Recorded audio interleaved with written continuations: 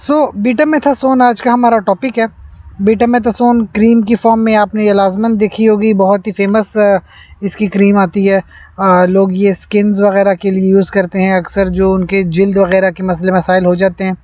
Pharmacological बात करें तो बीटामेथासोन एक स्टेरॉयड है। इसकी अगर आप डोजेज फॉर्म और स्ट्रेंथ की बात करते हो, 3 mg आती है इसकी strength as a betamethasone sodium phosphate और 3 mg बीटामेथासोन एसीटेट के नाम से, यानी कि ये आपके पास सॉल्ट फॉर्म में भी है और आपके पास एस्टर फॉर्म में भी अवेलेबल है।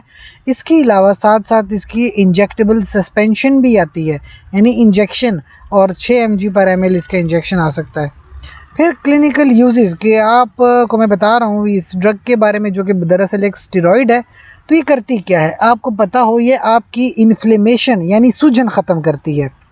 जब भी किसी बीमारी के आखिर में टिस आ जाता है, TIS, जैसे आपके पास टीनोसाइनोवाइटिस है, पेरिटेंडिनाइटिस, इसमें भी टिस आ गया, फिर bursitis, you can see that, right. तो ये जो टिस आ जाता है, टिस का मतलब इन्फ्लेमेशन, सूजन, और बीटामेथासोन इन बीमारियों के लिए बहुत ही मुफीद है, सूजन ख़त्म करती है।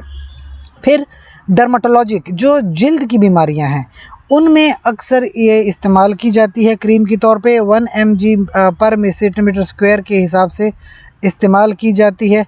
इंट्रालीजनली भी इस्तेमाल की जाती है, जहाँ पे ज़ख़म वगैरह लग जाए वहाँ पे भी इस्तेमाल की जाती है। इसके अलावा मल्टीपल स्क्लेरोसिस, अब मैं आपको ये समझाना चाहूँगा कि मल्टीपल स्क्लेरोसिस दरअसल हमारे नर्वस सिस्टम का प्रॉब्लम है। जब कभी हमारे ब्रेन के अंदर मल्टीपल जगह पे स्क्लेरोटिक्स बन जाती हैं, डैमेजेस आ जाती हैं, वहाँ पे भी बीटामेथासोन बहुत ही यूज़फुल ड्रग साबित होती है। 30 mg पर इंट्रावीनस इंजेक्शन फॉर 1 वीक इस्तेमाल किया जाता है, और एवरी डे फिर जो है 12 mg एवरी अदर डे, यानी एक दिन छोड़ के आप इस्तेमाल करते हैं।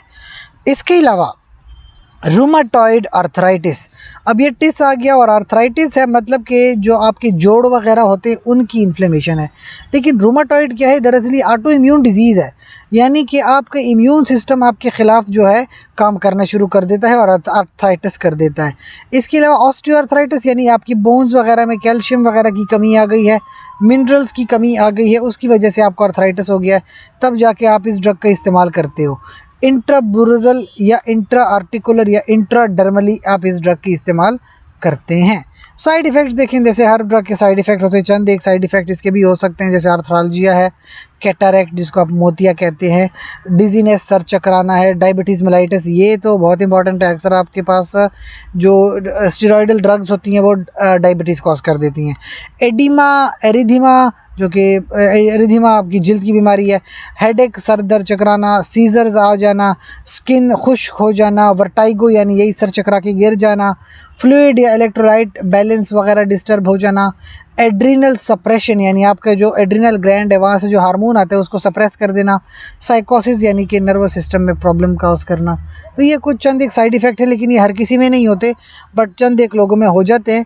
बट मेनली आपके पास ड्रग जो बीटामेथासोन है, it is a very useful and very therapeutic drug, that's all.